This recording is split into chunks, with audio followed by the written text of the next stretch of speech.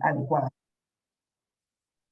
Bienvenido, José Roberto. Permíteme presentarte y nuevamente agradecerte por estar aquí.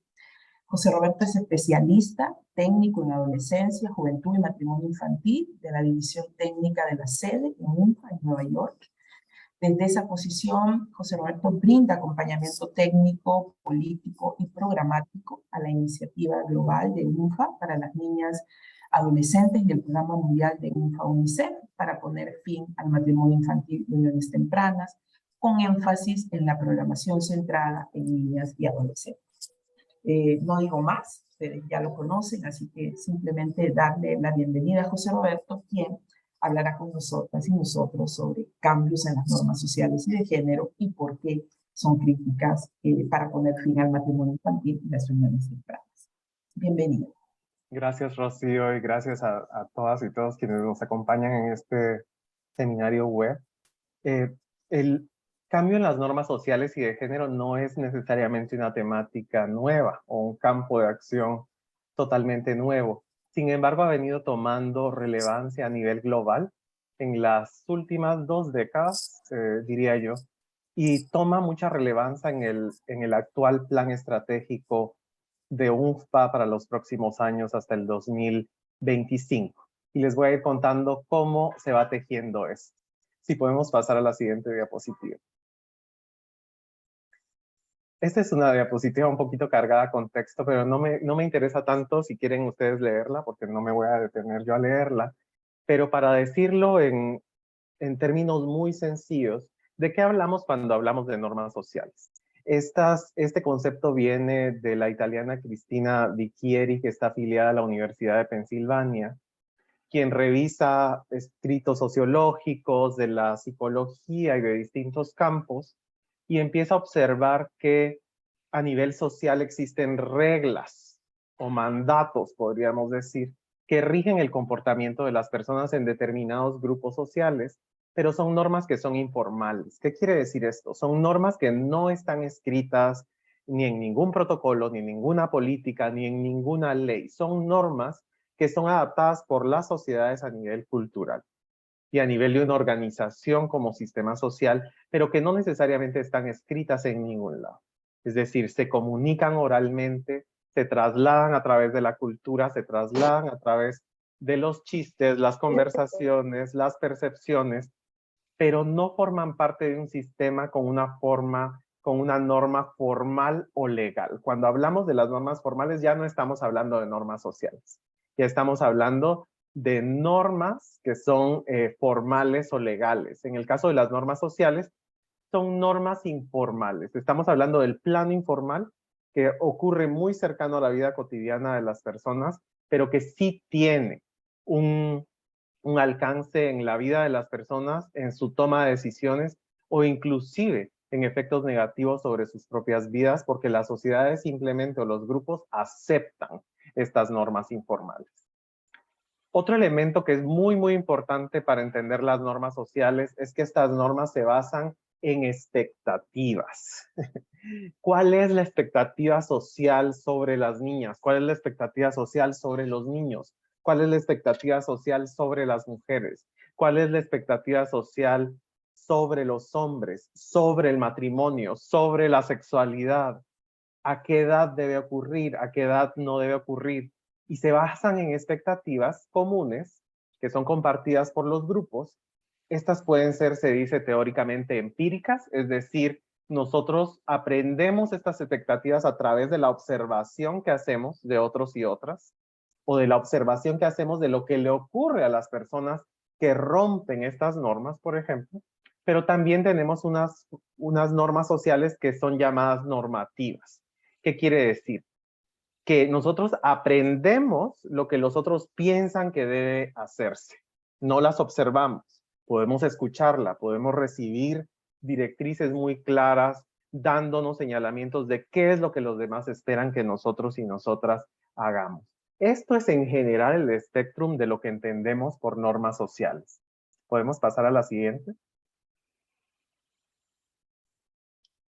Pero y las normas sociales se combinan con otro grupo de normas, que también son normas sociales, que son las normas de género. ¿Cuál es la diferencia? Es el enfoque. Es el enfoque, el abordaje y de dónde provienen. Mientras el concepto de normas sociales proviene sobre todo de la psicología, la sociología y todas las ciencias del comportamiento, las normas de género provienen de la teoría feminista. Y las normas de género siguen siendo normas informales, pero que están profundamente arraigadas y son ampliamente aceptadas respecto a los roles de género, a las relaciones de poder, a los estándares o expectativas respecto a la masculinidad o a la feminidad. Rigen los comportamientos de las personas y nos van dando marcadores o nos van dando reglas como sobre cómo se espera o se desea que actúen las personas. Por lo regular se asocia también con estereotipos de género. Estas normas están fundamentadas en una serie de creencias, estereotipos, y estas normas sustentan sistemas de jerarquía, de poder, de discriminación y de dominación. De hecho, se dice, cuando algunas colegas, por ejemplo, hablan desde otras regiones del mundo en inglés, se dice que son sticky norms, es decir, son pegajosas. Es bien difícil poder deshacerse de estas normas porque no están basadas únicamente en creencias sobre si algo es positivo o negativo, aceptable o inaceptable, sino que están fundamentadas esencialmente en todo un sistema de relaciones de poder, pero que se van trasladando en lo informal como elementos que son totalmente aceptados por la sociedad y lo que diría Bourdieu en el sentido común, que es a veces lo más difícil de transformar porque se acepta y se naturaliza. Si podemos pasar a la siguiente. También es importante diferenciar que cuando hablamos de normas sociales o normas de género, no estamos hablando de lo mismo cuando hablamos de comportamiento, actitudes, valores, creencias o estereotipos. Sin embargo, todos estos conceptos se interrelacionan. Recapitulando, cuando hablamos de normas sociales y de género, nos vamos a referir a todas aquellas normas o reglas informales que determinan el comportamiento aceptado en determinadas sociedades o grupos. Pero cuando hablamos de los comportamientos, realmente nos estamos refiriendo a las acciones que toman las personas con base en sus propios valores, en sus propias creencias o en la posibilidad de recibir también sanciones sociales en determinados contextos. Las actitudes son, digamos, la potencialidad que tenemos las personas de actuar con base en determinados parámetros, que pueden ser los valores, las creencias, el conocimiento que tenemos acerca de la realidad. Los valores, para decirlo de forma muy sencilla, son lo que la sociedad valora, pero son lo que nosotros y nosotras vamos incorporando y cada persona incorpora como legítimo o valioso o valorable. No siempre los valores están ligados a elementos de bienestar o derechos humanos, pero en términos generales es lo que la sociedad valora y es lo que nosotros internalizamos como lo que va a regir nuestra ética en muchos casos o la moral de las personas. Las creencias suelen estar relacionadas con las ideas que tenemos sobre lo que para nosotros o lo que para los grupos sociales es considerado como la verdad o como algo aceptado. Y los estereotipos van a ser marcadores o imágenes que van moldeando lo que es esperado para las personas en determinada sociedad y cultura. Y ahí es donde entramos a los parámetros y los estereotipos de género que van a determinar qué pueden hacer los hombres, qué pueden hacer las mujeres, pero sabemos que no solo son imágenes, van marcando posibilidades de existencia y es ahí donde empieza lo problemático, sobre todo en cuestiones de género. Si pasamos a la siguiente. Aquí pueden ver, y espero que ustedes lo vean como yo lo veo, es una gráfica que, bueno, tal vez no la vamos a poder ver con toda claridad, pero esta está incluida en la nota técnica que les vamos a compartir. Podemos ver, por ejemplo, en color amarillo, cómo las normas de género relacionadas con el matrimonio infantil están relacionadas, por ejemplo, con el sistema legal, con cómo estos sistemas legales y las normas formales o las leyes facilitan o prohíben, por ejemplo, la posibilidad del matrimonio, de que el matrimonio infantil ocurra.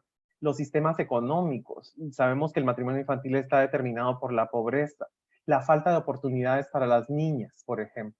Pero luego vemos en color lila o morado las creencias que van también influyendo y sosteniendo estas normas de género. Creencias sobre el papel de las mujeres en la sociedad como esposas y madres. las creencias sobre cómo, sobre si el matrimonio es una vía clave para la protección social y económica. Esto ocurre mucho, por ejemplo, en sociedades que están en situaciones humanitarias o de desplazamiento o ante crisis. Creencias sobre la importancia de la pureza sexual femenina o la virginidad.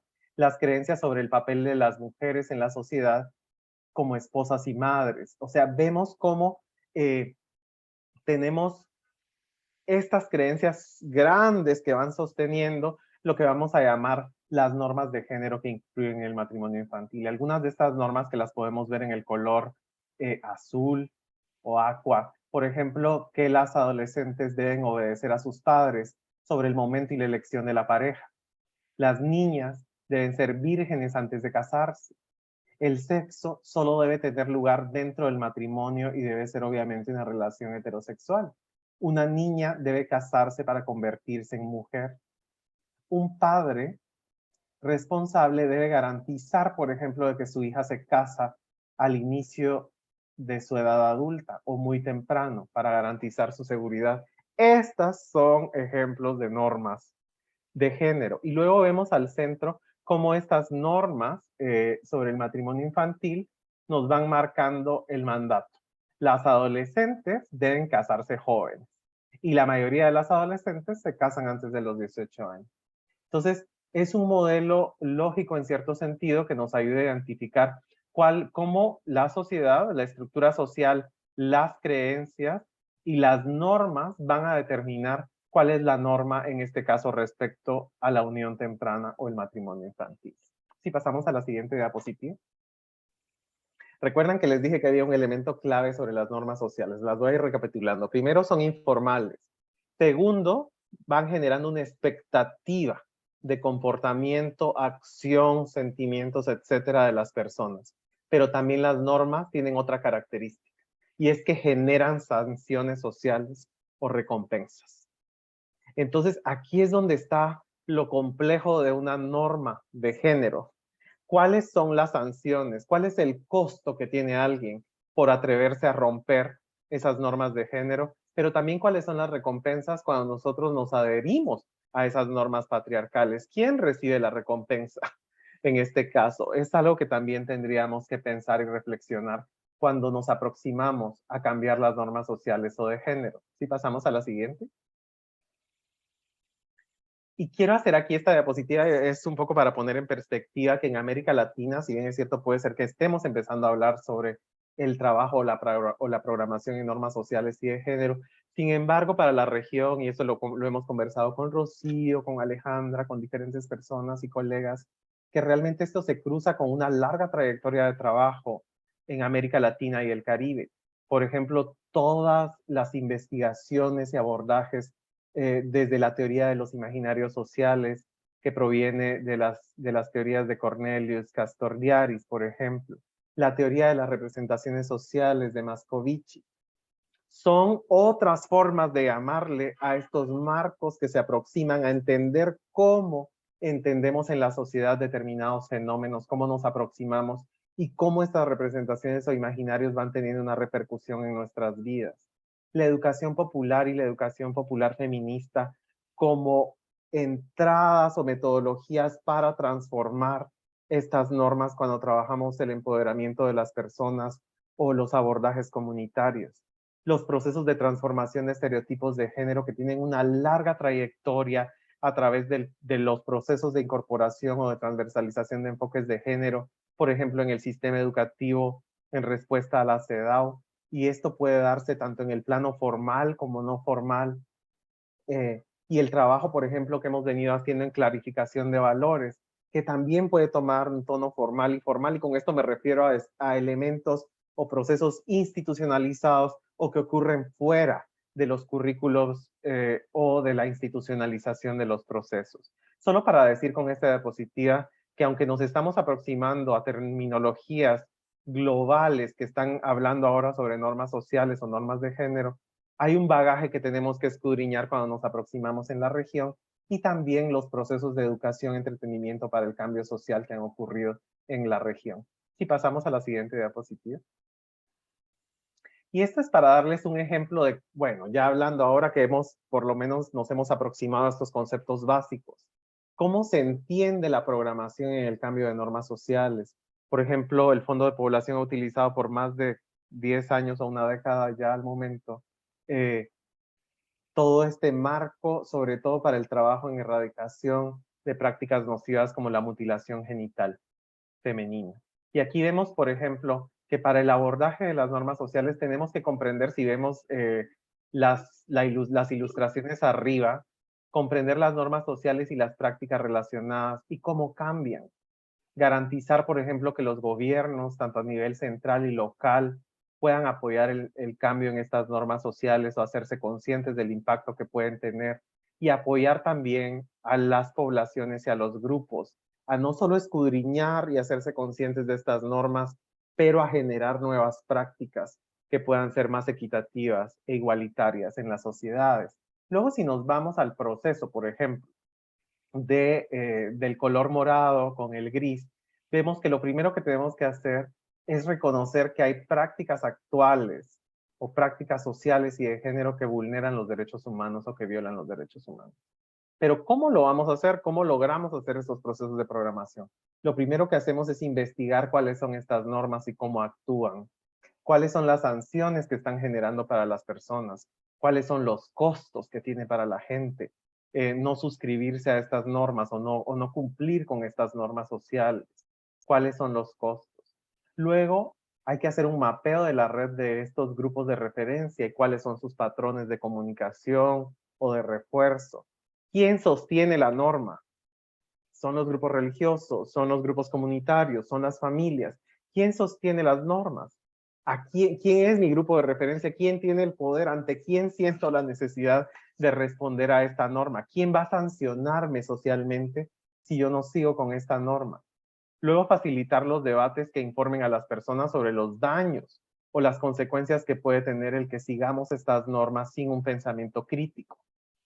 Luego, apoyar a cuestionar estas normas y a desafiarlas, logrando una armonización entre los valores, las normas morales, las normas legales, las sociales. ¿Cómo hacemos un abordaje en el que las personas realmente desde el pensamiento crítico, y por eso yo mencionaba la educación popular y la educación popular feminista, como métodos que permitan a las personas problematizar esto una vez hemos reconocido cuáles son estas normas?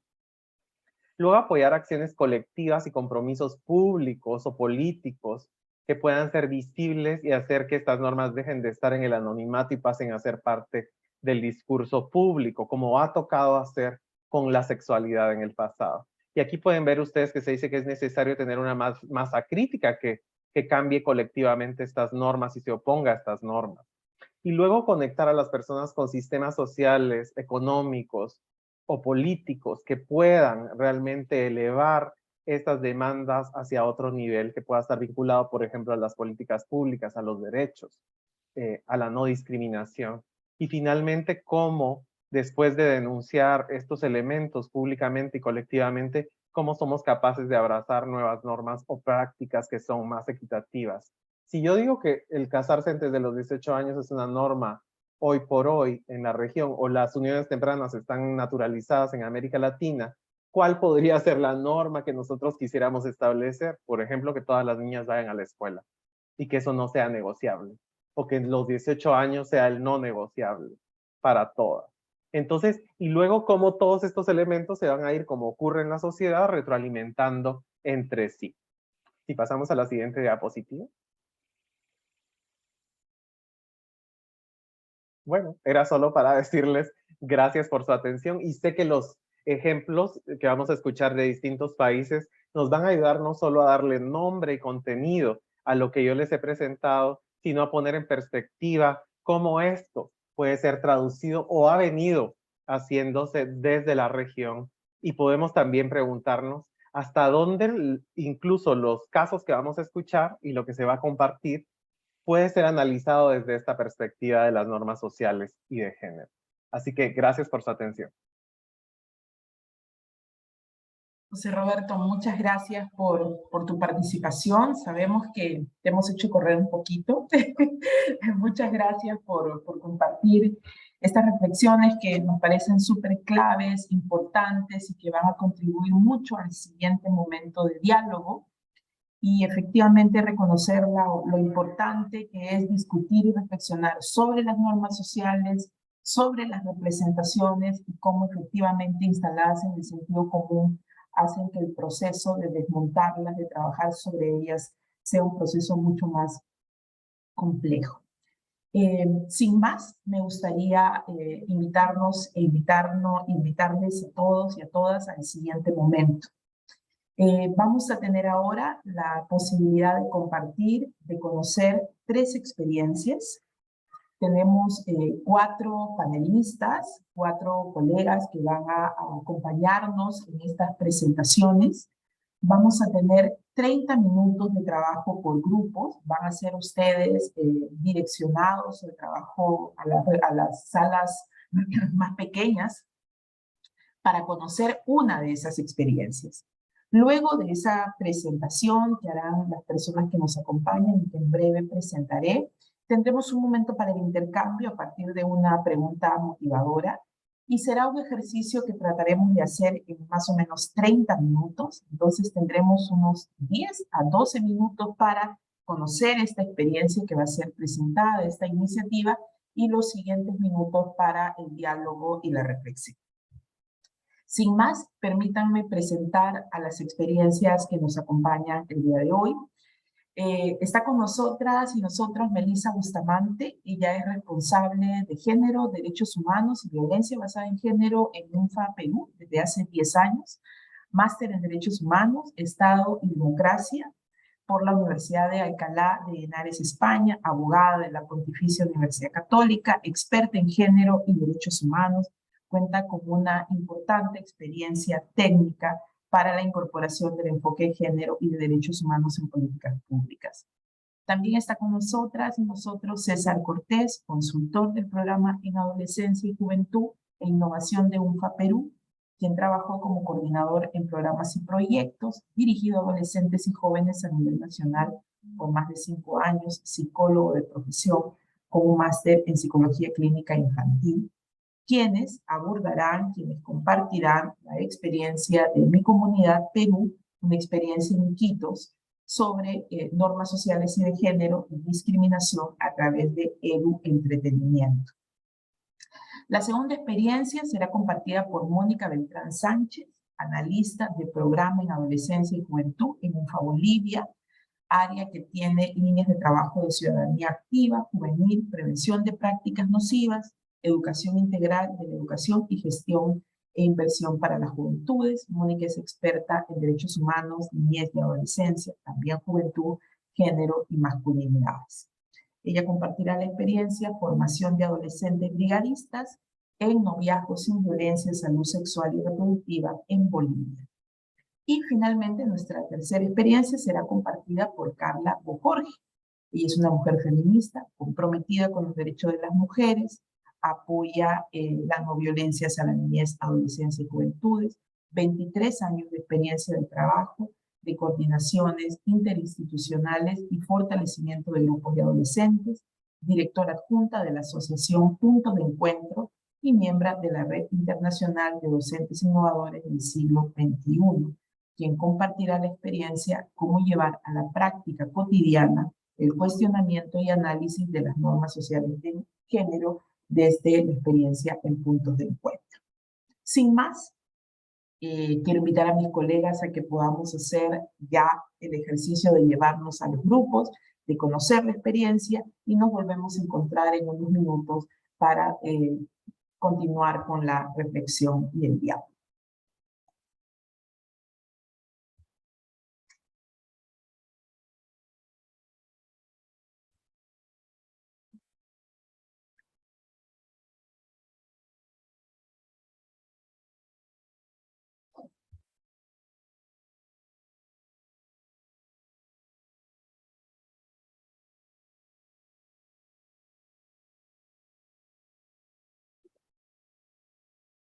Recuerden que cada uno de ustedes verá en su pantalla, Valeria, verá en su pantalla un cuadradito que le asigna un grupo, solo tienen que aceptar y serán rápidamente direccionados a ese grupo.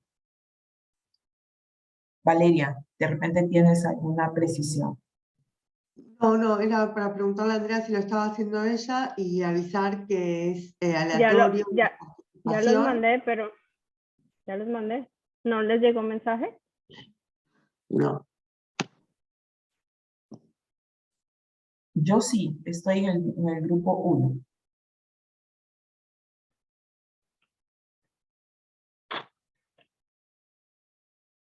A mí me aparecen, Andrea, 54 personas no asignadas.